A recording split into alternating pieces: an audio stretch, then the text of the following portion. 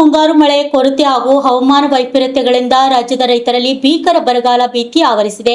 ರೈತರ ಸಮಸ್ಯೆಗಳ ಕುರಿತಾಗಿ ನಮ್ಮ ಮಾಧ್ಯಮದವರ ಮೂಲಕ ಮಾತನಾಡಿದ ರಾಜ್ಯ ರೈತ ಸಂಘ ಹಾಗೂ ಹಸಿರು ಸೇನೆ ಜಿಲ್ಲಾಧ್ಯಕ್ಷರಾದ ಪ್ರಶಾಂತ್ ಗೌಡ್ ಮಾಲಿಪಾಟೀಲ್ ಅವರು ರೈತರ ಸಮಸ್ಯೆಗಳ ಬಗ್ಗೆ ಸವಿಸ್ತಾರವಾಗಿ ಹೇಳಿದ್ದಾರೆ.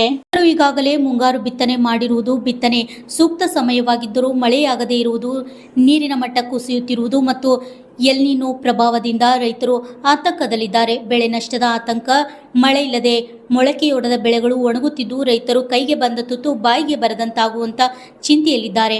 ಹವಾಮಾನ ವೈಪರೀತ್ಯ, ಹವಾಮಾನ ಬದಲಾವಣೆ ಹಾಗೂ ಎಲ್ ನಿನೋ ಪ್ರಭಾವದಿಂದ ಕರ್ನಾಟಕ ಸೇರಿದಂತೆ ಹಲವು ರಾಜ್ಯಗಳಲ್ಲಿ ಬರ ಪರಿಸ್ಥಿತಿ ಉಂಟಾಗುವ ಸಾಧ್ಯತೆ ಬಗ್ಗೆ ತಜ್ಞರು ಎಚ್ಚರಿಕೆ ನೀಡಿದ್ದಾರೆ. ಬೆಳೆ ನಷ್ಟವಾಗುತ್ತಿದೆ ಎಂದು ಜೇವರ್ಗಿ ತಾಲೂಕಿನ ಜೈನಾಪುರ ತಾಂಡ ಹಾಗೂ ಗೂಡೂರು ಗ್ರಾಮದಲ್ಲಿ ಇಬ್ಬರು ರೈತರು ಆತ್ಮಹತ್ಯೆಗೆ ಶರಣಾಗಿದ್ದು, ಸರ್ಕಾರವು ಮುಂಜಾಗ್ರತಾ ಕ್ರಮಗಳು, ಬರ ಪರಿಹಾರ, ಮಳೆ ಕೈಕೊಟ್ಟ ಪ್ರದೇಶಗಳಲ್ಲಿ ರೈತರಿಗೆ ನೆರವಿಗೆ ಧಾವಿಸುವಂತೆ ಮತ್ತು ಸಮರ್ಪಕ ಬರ ಪರಿಹಾರವನ್ನು ವಿತರಿಸುವಂತೆ ರೈತ ಸಂಘಟನೆ ಜಿಲ್ಲಾಧ್ಯಕ್ಷರಾದ ಪ್ರಶಾಂತ್ ಗೌಡ್ ಮಾಲಿಪಾಟೀಲ್ ಅವರು ಸರ್ಕಾರಕ್ಕೆ ಹಾಗೂ ಅಧಿಕಾರಿಗಳಿಗೆ ಆಗ್ರಹಿಸಿದ್ದಾರೆ. ಇದೇ ಸಂದರ್ಭದಲ್ಲಿ ಗುರು ಜೈನಾಪುರ, ಮುನ್ನು ನಾಯಕ್ ಚವ್ಹಾಣ್ ಇತರರು ಭಾಗವಹಿಸಿದರು. Laxman Pawar, RJ32 Kannada news, Jevargi. ಇವತ್ತು ಪತ್ರಿಕೆ ಮಾಧ್ಯಮ ಮಿತ್ರರಿಗೆ ನಾವು ತಿಳಿಸೋಕೆ ಇಷ್ಟಪಡೋದು ಅಂತಂದರೆ, ನಮಗೆಲ್ಲ ತಿಳಿದ ಹಾಗೆ ಕಳೆದ 3-4 ವರ್ಷಗಳಿಂದ ರೈತರ ಪರಿಸ್ಥಿತಿ ಅತಿವೃಷ್ಟಿ ಮತ್ತು ಅನಾವೃಷ್ಟಿಯಿಂದ ಸಾಕಷ್ಟು ಸಂಕಷ್ಟದಲ್ಲಿ ಒಳಪಟ್ಟಿದ್ದಾರೆ. ಈ ವರ್ಷವೂ ಕೂಡ ಮುಂಗಾರು ಈಗ ಹತ್ತಿರ ಒಂದು 80% ಮುಂಗಾರು ನಮಗೆ ವಿಫಲ ಆಗಿದೆ ಅಂತ ನಾವು ಗೋಚರಿಸ್ತದೆ. ಈಗಾಗಲೇ ರೈತರು ಬಿತ್ತನೆ ಬೀಜ ಗೊಬ್ಬರಕ್ಕೋಸ್ಕರ ತಮ್ಮ ಹಣವನ್ನು ಸಮಯವನ್ನು ವ್ಯಯ ಮಾಡಿದ್ದಾರೆ. ಈಗ ಆ ಒಂದು ಬಿತ್ತಿದಂಥ ಬೀಜ ಸಂಪೂರ್ಣ ನಾಶವಾಗಿ ಈಗ ಅದನ್ನು ಕೂಡ ಹೊರೆಯನ್ನು ಆ ರೈತರ ಮೇಲೆ ಬೀಳ್ತಾ ಇದೆ. ನಾವು ರೈತ ಸಂಘದಿಂದ ಕೇಳ್ಕೋದೇನಂತಂದ್ರೆ, ಕಳೆದ 2 ದಿನಗಳ ಹಿಂದೆ ನಾವು ಜಿಲ್ಲಾ ಜಂಟಿ ಕೃಷಿ ನಿರ್ದೇಶಕರ ಹತ್ರ ಹೋಗಿ ಈ ವರ್ಷದ ಮಳೆಯ ಏನು ಪರಿಸ್ಥಿತಿ ಅಂತಂದ್ರೆ ಅವ್ರು ಹೇಳ್ತಾರೆ, ಈ ಸಲ ಮಳೆಯ ಬಗ್ಗೆ ಕೊರತೆ ಆಗುವಂಥ ಎಲ್ಲ ಒಂದು ಸನ್ನಿವೇಶಗಳು ಇದ್ದಾವೆ ಅಂತ ಅವ್ರು ಹೇಳ್ತಾ ಇದ್ದಾರೆ. ಇದಕ್ಕೋಸ್ಕರ ನೀವು ಮುಂಜಾಗ್ರತಾ ಕ್ರಮವಾಗಿ ಏನು ಕ್ರಮ ತಗೊಂಡಿರಿ ಅಂದ್ರೆ ಅವರಲ್ಲಿ ಉತ್ತರ ಇಲ್ಲ. ಮತ್ತು ಏನು ನಮ್ಮ ತಾಲೂಕಲ್ಲಾಗಿರ್ಬೋದು, ಜಿಲ್ಲೆಯಲ್ಲಾಗಿರ್ಬೋದು ಅಕ್ರಮ ಗೊಬ್ಬರ ಏನು ಮಾರಾಟ ಆಗ್ತಾ ಇದೆ ಮತ್ತು ಇದ್ದಂಥ ರೇಟಿಗೆ ಅತಿ ಹೆಚ್ಚು ರೇಟನ್ನು ಕೊಟ್ಟು ಇವತ್ತು ಅಂಗಡಿ ಮಾಲೀಕರು ರೈತರಿಗೆ ಮೋಸ ಮಾಡ್ತಾ ಇದ್ದಾರೆ. ಯಾವ ರೀತಿ ಇವತ್ತು ಅಂಗಡಿ ಮಾಲೀಕರು, ಆಗ್ರೋ ಮಾಲೀಕರು ನಡ್ಕೋತಾ ಇದ್ದಾರೆ ಅಂತಂದ್ರೆ, ಯಾವಾಗ ಕೊರೋನಾ ಕಾಲದಲ್ಲಿ ಯಾವಾಗ ಏನು ಆರೋಗ್ಯಕ್ಕೋಸ್ಕರ ಯಾವ ರೀತಿ ಒಂದು ದುಷ್ಪರಿಣಾಮ ಬೀರಿತ್ತು, ಅದೇ ರೀತಿ ಈಗ ಒಂದು ಕಷ್ಟದ ಪರಿಸ್ಥಿತಿ ರೈತರಿಗೆ ಆಗಿದೆ. ಯಾಕಂತಂದ್ರೆ ಅವಾಗ 500ನ ಒಂದು ಔಷಧಿ 5,000ಕ್ಕೆ ಹೆಂಗೆ ಮಾರಿತ್ತು, ಈ ಒಂದು ಕೊರತೆ ಅಭಾವವನ್ನು ಹೆದರಿಸಿ ರೈತರಿಗೆ ಆ ಗೊಬ್ಬರಗಳನ್ನು ತಮ್ಮ ಮನಸ್ಸಿಗೆ ಬಂದಂಥ ರೇಟ್ನಲ್ಲಿ ಮಾರ್ಕೋತಾ ಇದ್ದಾರೆ.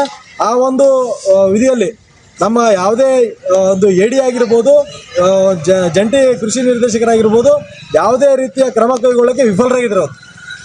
ಅವರು ತಮ್ಮ ತಲೆದಂಡ ಕೊಡಬೇಕು, ತಮ್ಮ ಕೆಲಸದಿಂದ ಏನು ಒಂದು ಇದು ಕೊಟ್ಟು ಅವರು ಕೆಲಸವನ್ನು ಬಿಟ್ಟು ಹೋಗಬೇಕು ಅಂತ ಇವತ್ತೆಲ್ಲ ನಾವು ಬೆಳ್ಕೊತಾ ಇದ್ದೀವಿ. ಯಾಕಂತಂದ್ರೆ ರೈತರ ಪರಿಸ್ಥಿತಿ ಇವತ್ತು ಭಾಳ ತುಂಬ ಏನು ಚಿಂತಾಜನಕವಾಗಿದೆ. ಯಾಕಂದ್ರೆ ಹೋದ ವರ್ಷದ ಪರಿಹಾರ ಸಂಪೂರ್ಣವಾಗಿ ಬಂದಿಲ್ಲ. ಇನ್ನೂ ಕೂಡ 500 ಕೋಟಿಯಲ್ಲಿ ಇನ್ನೂ ಕೂಡ 3 ಕೋಟಿ ಸಮೀಪ ನಮ್ಮ ಜಿಲ್ಲೆಯಲ್ಲಿ ಬೆಳೆ ವಿಮೆಯನ್ನು ಉಳಿಸ್ಕೊಂಡಿದ್ದಾರೆ. ಅಲ್ಲ, ಇಂಥ ಟೈಮಲ್ಲಿ ಅವರಿಗೆ ರೈತರಿಗೆ ಗೊಬ್ಬರ ಬೀಜದ ಟೈಮಲ್ಲಿ ಬೆಳೆ ವಿಮೆ ನಾವು ಕಟ್ಟಿರುವಂಥ ವಿಮೆ ದುಡ್ಡು ಬರಗಾಲ ಘೋಷಣೆ ಆಗಿದೆ. ಆ ದುಡ್ಡನ್ನು ಕೊಡ್ಲಿಕ್ಕೋಸ್ಕರ ಮೀನಾಮೇಷ ಎಣಿಸ್ತಾ ಇದೆ ಸರ್ಕಾರ. ಇದರಿಂದ ರೈತರು ಕಂಗಾಲಾಗಿದ್ದಾರೆ. ಅದರ ದುಷ್ಪರಿಣಾಮ ಇವತ್ತಿನ ನೋಡ್ಬೋದು. ಜೈನಾಪುರ ಗ್ರಾಮದಲ್ಲಿ ಒಬ್ಬ ಯುವ ರೈತ ತನ್ನ ಜೀವವನ್ನೇ ಕಳೆದುಕೊಂಡ. ಸಾಲದ ಶೂಲಕ್ಕೆ ಒಳಪಟ್ಟು ತನ್ನ ಇನ್ನೂ ಕೂಡ ಬಾಳೆ ಬದುಕುವಂಥ ವಯಸ್ಸಿನಲ್ಲಿ, ಬರೀ 25ನೇ ವಯಸ್ಸಿನಲ್ಲಿ ಆ ಒಂದು ವ್ಯಕ್ತಿ ತನ್ನ ಜೀವನ ಕಳೆದುಕೊಂಡ ಅಂದ್ರೆ ಇದಕ್ಕೆ ಕಾರಣಕರ್ತರು ಯಾರು ಇದ್ರೆ ಅದು ಸರ್ಕಾರ ಇದಕ್ಕೆ ಕಾರಣಕರ್ತ ಅಂತ ಹೇಳಕ್ಕೆ ಇಷ್ಟಪಡ್ತಾ ಇದ್ದೀನಿ. ಆದ್ದರಿಂದ ಈ ಸರ್ಕಾರ, ಕಾಂಗ್ರೆಸ್ ಸರ್ಕಾರ ಭಾಳ ಎಚ್ಚೆತ್ಕೊಳ್ಬೇಕು. ಶೀಘ್ರದಲ್ಲಿಯೇ ನಮ್ಮ ಬೆಳೆ ವಿಮೆ ದುಡ್ಡನ್ನು ಬಿಡುಗಡೆ ಮಾಡಬೇಕು, ಉಳಿದಂಥ ಪರಿಹಾರ ದುಡ್ಡನ್ನು ಬಿಡುಗಡೆ ಮಾಡಬೇಕು. ಮತ್ತು ಈಗ ಮುಂಗಾರು ಏನು ಸಂಪೂರ್ಣ ವಿಫಲ ಆಗಿದೆ, ಅದಕ್ಕೋಸ್ಕರ ರೈತರಿಗೆ ಇನ್ನು ಮುಂದೆ ಏನು ಬಿತ್ತನೆ ಬೀಜ ಗೊಬ್ಬರ ಆಗಿರ್ಬೋದು ಅದನ್ನು ಉಚಿತವಾಗಿ ಕೊಡುವಂಥ ಕೆಲಸ ನಮ್ಮ ಸರ್ಕಾರದಿಂದ ಆಗಬೇಕು. ಇದು ಸಂಪೂರ್ಣ ಹೊಣೆ ಇಲ್ಲಿರುವಂಥ ಸ್ಥಳೀಯ ಅಧಿಕಾರಿಗಳದಾಗಿರ್ತದೆ. ಅವ್ರು ಏನಾದರೂ ತಮ್ಮ ಕೆಲಸದಲ್ಲಿ ವಿಫಲರಾಗಿದ್ದರೆ ಅವರಲ್ಲಿ ತಕ್ಷಣವೇ ಅವರ ಸ್ಥಾನದಿಂದ ಕಿತ್ತೊಗಿಬೇಕು. ಇನ್ನೊಂದು ಮನವಿ ನಾವು ಮಧ್ಯಮ ಮಿತ್ರರಿಂದ ಸರ್ಕಾರಕ್ಕೆ ಮಾಡ್ಕೊಳ್ಳೋದು ಏನಂತಂದ್ರೆ, ಬ್ಯಾಂಕ್ಗಳು, ಈ ರಾಷ್ಟ್ರೀಕೃತ ಬ್ಯಾಂಕ್ಗಳಲ್ಲಿ ನಮ್ಮ ರೈತರು ಸಾಲ ಮಾಡಿದ್ದಾರೆ. ಆ ಸಾಲ ಈಗಿನ ಪರಿಸ್ಥಿತಿ ಹೇಗಿಲ್ಲ ಅಲ್ಲಿ ಅವರಿಗೆ ತೀರ್ಸಕ್ಕಾಗ್ತಾ ಇಲ್ಲ. ಆ ಒಂದು ಓಡಿ ದುಡ್ಡು, ಆ ಸಾಲವನ್ನು ಅವರು ಅಕೌಂಟನ್ನು ಫ್ರೀಜ್ ಮಾಡುವಂಥ ಮಾಡ್ತಾ ಇದ್ದಾರೆ. ಅದರಿಂದ ರೈತರಿಗೆ ಏನು ಕಷ್ಟ ಆಗ್ತದೆ ಅಂದ್ರೆ, ಅವ್ರ ಪಿಂಚಣಿ ದುಡ್ಡಾಗಿರ್ಬೋದು, ವಯಸ್ಕರ ದುಡ್ಡಾಗಿರ್ಬೋದು, ಅಥವಾ ಅವ್ರಿಗೆ ಬೆಳೆ ಪರಿಹಾರ ಆಗಿರ್ಬೋದು, ಅಥವಾ ಗೃಹಲಕ್ಷ್ಮಿ ಗೃಹ ಬಗ್ಗೆ ಇಂಥ ಏನು ದುಡ್ಡು ಇದ್ದಾವೆ ಅದಕ್ಕೆ ಬಂದು ಜಮಾ ಆಗ್ತದೆ.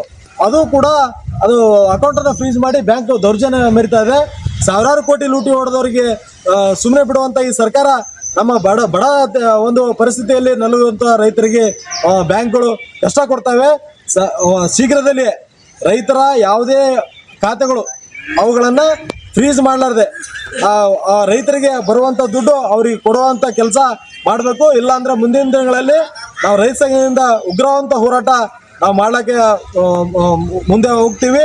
ಮತ್ತು ಕಳಪೆ ಗೊಬ್ಬರ ಇಡೀ ಜಿಲ್ಲೆಯಾದ್ಯಂತ ಕಳಪೆ ಗೊಬ್ಬರ ಸರಬರಾಜು ಆಗ್ತದೆ. ಅದಕ್ಕೆ ಶೀಘ್ರದಲ್ಲೇ ಕಡಿವಾಣ ಹಾಕಬೇಕು.